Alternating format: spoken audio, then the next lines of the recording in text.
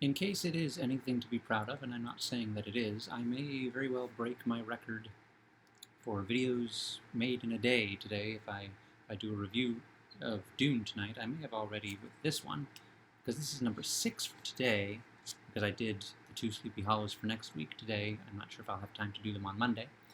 And that would make a total of 7 if I do a Dune review tonight, which I probably will, because why not?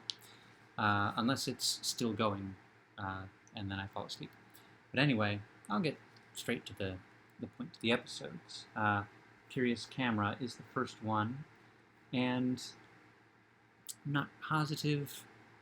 It's both of these were along the lines of I vaguely might have seen them, like I might remember the camera from the Curious Camera, and I might remember the twist in Dream Girl, but I'm not positive. So I'm going to say I haven't seen these ones, or if I did, I only saw them once, and it was part of a day of Are You Afraid of the Darks or something. But anyway, Curious Camera. Midnight Society decided to bring in school pictures as part of, this was a Betty Ann story, and she apparently assigned them to bring in school pictures, and that's always fun to do. It might be less fun these days because it's just on your phone, but pictures of when they were younger, and they're talking about themselves, and they're probably real pictures that the kids who play the kids in the Midnight Society brought in. And the point, I guess, was they could see aspects of who they became in the pictures of who they were, and because Betty Ann said pictures tell the future, and maybe not. That's a bit flimsy as a premise, but her story was good. So it centers on a kid named Matt. He is, I guess, the towel boy or the manager for the basketball team. He doesn't seem to be playing on the basketball team, and the kids who do play on the basketball team give him a hard time. It's picture day, and one of the kids splats ketchup in his face, in Matt's face, and then his school picture reflects that, or at least it should. The guy takes the picture, and then Matt receives the picture, and he's not in the picture. It's just a picture of a bench. So he takes it to the photographer, and the photographer says, "Oh no, this picture shows who you truly are, which is someone who's invisible, someone nobody sees." It's that kind of story. And he says you have to take it as a. I don't offer refunds. You have to take this as a lesson. You have to become a more person who people respect. But I will give you this antique camera of mine. It's a very weird thing, and it only occurs to me now because the story is about the antique camera from the 40s, which somehow has flashing, beeping electric lights. So the story centers on that camera, but clearly this photographer's actual work camera took the picture of the kid that didn't have the kid in it, because the camera knew that the kid is actually an invisible person and reflected that. So his work camera is also is I mean Matt just accepts, or I'm not sure if he accepts it, but he takes the antique camera in lieu of his school photos, and he seems to accept that the one magic camera, or camera might have magic. Then he takes the old camera, and the old camera is the one that we deal with throughout the story. So that's a little confusing and convenient. The antique camera is an instant picture camera, so essentially a Polaroid, but from the 40s. And I don't know, even though I'm from Rochester, the city of Eastman Kodak, I don't know how historically that lines up, and I don't care, because it's a children's spooky story show. And the photographer says, by the way, I think it still has some film in it, and he's kind of being cagey and mysterious about it, and reluctant and unsure, and we find out why later on. He's not sure that the camera will leave him. But Matt takes it. Apparently the camera chooses him, and he starts taking pictures of things at first. And when he takes pictures of, for instance, a vase, the vase later breaks, but it breaks because of his sister's clumsiness. So, and I hope I wrote down his sister's name somewhere. So he doesn't immediately make the connection, although he does look at the picture of the vase that he took, and he sees that it's broken. So he slowly makes the connection. He boils his fish or something along those lines before he makes the connection.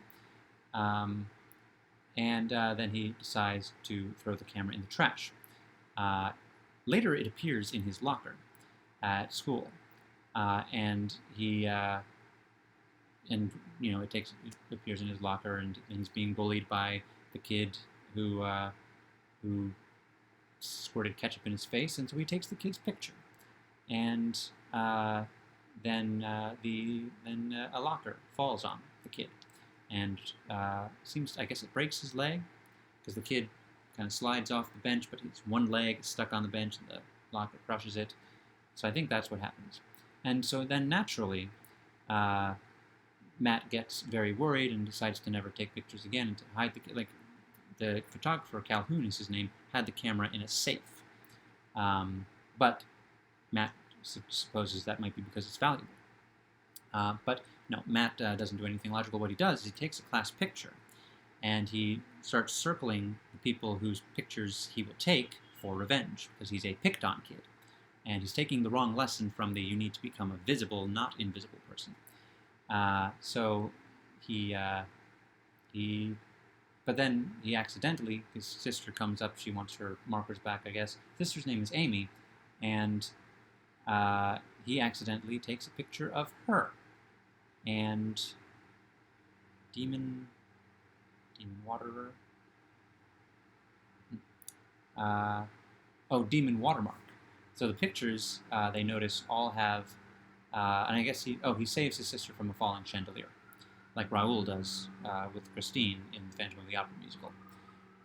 So then they're looking through the pictures to figure out this camera, and they find a demon watermark. It's actually a gremlin. We find out Calhoun knows about it, and that's why he gave it away. He said that since he was given the camera, it's been nothing but bad luck, but he couldn't get rid of it. The camera has to allow itself to be taken away. And he says to Matt, I handed you the camera. You took it. Or it chose you. And he says, now you've got to destroy the camera. Don't let it destroy you. Find a way to get rid of it. The camera chooses, much like a wand in Harry Potter. And then on his way home, why he doesn't carry the camera around in a bag, I don't know. Because if it's in a bag, then, clearly it's indestructible. But if it's in a bag, it doesn't accidentally take pictures. If he accidentally takes a picture of his parents, who then will not delay their trip to the movies because they're already late. So they're going into the picture shows they're going to be in a car crash, and Amy decides to smash the camera with a bat.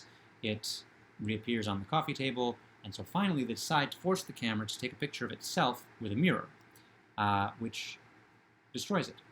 But then the gremlin jumps to the camcorder, and which is connected to the TV, and they're trying to turn off the TV. It's the chaotic part of the episode. They get a phone call from their parents. The parents are fine because the camera that took the picture was destroyed, but the gremlin seems to survive. And after they destroy the camcorder and the TV, they think it's gone, but it has apparently jumped to the computer. And now I take that to mean, that's where the episode ends, but I take that to mean that that's Betty Ann predicting the future in which, that gremlin is now the internet troll. And it's in the computer, so everyone that it sees, everyone who has pictures on the internet for their avatars on Twitter, is now going to be in trouble because something bad's going to happen to them because they're on the internet, where the internet troll is going to... So that's just my interpretation of the end of the story. That's not canon. Betty Ann doesn't say that. She, of course, finishes, and this is a very Kristen thing to do, by saying, I'd like to take a group picture before we all go. And then she brings out a camera, which looks exactly like the camera in the episode, probably is the same prop, but of course, the Midnight Society doesn't see it the way we do. They hear it from her, so they haven't seen it, but they react as though they've seen the camera. Maybe she described it very, very, very, very precisely. Anyway, that's The Curious Camera. And the next one is The Tale of the Dream Girl. And this is a Kiki story. And is it a Kiki story? No, she just opens the episode. It's a Sam story. Sam's the new girl. But the episode opens with Kiki and Tucker arm wrestling because Kiki called Tucker a twerp or a punk or something, and Tucker, being a little boy, wanted to prove his manhood, and she's older and bigger than him, so she beats him at arm wrestling. And then Sam starts talking about true love. So it's not the same kind of transition as the school pictures to the thing. Sam says true love is scary, and it is. But she opens the story with describing Johnny and Erica, who are brother and sister. And my mind immediately thought to, oh, this is going to be a different one. But they are not paired up as a couple in the story. They both work at a bowling alley called Bolorama. Erica is a waitress. Johnny is a repairman. But they're both in high school. And that's just the opening. That's how it starts. When they are on their way home, I guess, Johnny opens his locker and there's a ring. It's a class ring. And he puts it on because that's what you do when you find a ring. It's not yours. You put it on. And it gets stuck. Then later that night, after he has fallen asleep with the TV on, the TV has gone static, as TVs always do, at least back then. I wish we still lived where I could, if I fell asleep watching TV, I would wake up and it would be staticky and snowy. I don't know why I wish that. It just seems like it should be the way of things. He falls asleep in front of the TV, and when he wakes up, there's a girl, and she's coming to him in the dream, and she wants him to come with her, and then he wakes up from that, because that actually is the dream. And that's weird, and he tells Erica about that, and he says, she looked like this other girl, Cheryl, and this is a non sequitur seeming sort of thing. He goes to ask Cheryl out, and it is an embarrassing encounter for him. And meanwhile, the manager of the Bolorama is talking about how there hasn't been a breakdown at the bowling alley in 4 months, so he doesn't have to hire another repairman. And Johnny feels that he is not sufficiently appreciated by management. So then Johnny, later he finds his locker empty when he's, again, going to go home. But Donna reappears and calls to him. And then he's back at home and he gets a letter. And his mother is getting the mail, and she's going through the mail. She drops the letter, and he's trying to get her attention, but she's distracted. And this is the second time that she's been distracted. But she drops the letter, and he says, oh no, it's for me. And it's from Donna, inviting him to join her at the Bolorama at midnight. So essentially stay after work. And when he leaves, the Bolorama kind of turns into a 1950s diner type thing. I never know the era in which these stories take place. But it's not that far off, I guess, from the Bolorama's usual look. I think bowling alleys tend to go with a retro type of look. The waitress knows his order, and then Donna arrives and says, "You must know me. You're wearing my ring." It feels like a corpse bride sort of situation. But he says that he wants her to leave him alone. And then as she runs away, he crashes into a table, and everything goes back to normal. Everything disappears. And then when he gets back, Donna seems to have been doing some research, because somehow they figured out the name. Donna Maitland. So Erica has been doing the research.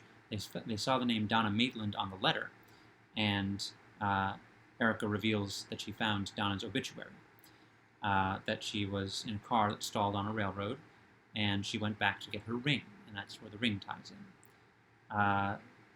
So Johnny tries to use Vaseline to get the ring off. It doesn't work. Or does it? I think it doesn't. Then Donna pays a visit, wants to be with him. Oh, so that's where he says, "Just leave me alone. You're a ghost. Just leave me alone." I guess at the Bolorama at midnight there was a chance she might still be real. I don't remember why at that point they parted and he crashed into the table. She says she wants to be with him. He tells her off, and then she later calls on the phone and says she won't bother him. And when she does that, the ring falls off of his finger. But he still wants to give it back. So he and Erica go to the cemetery, and they wander around for a bit, and then he trips over her grave, and he brushes the leaves off the top part, and it says Donna Maitland.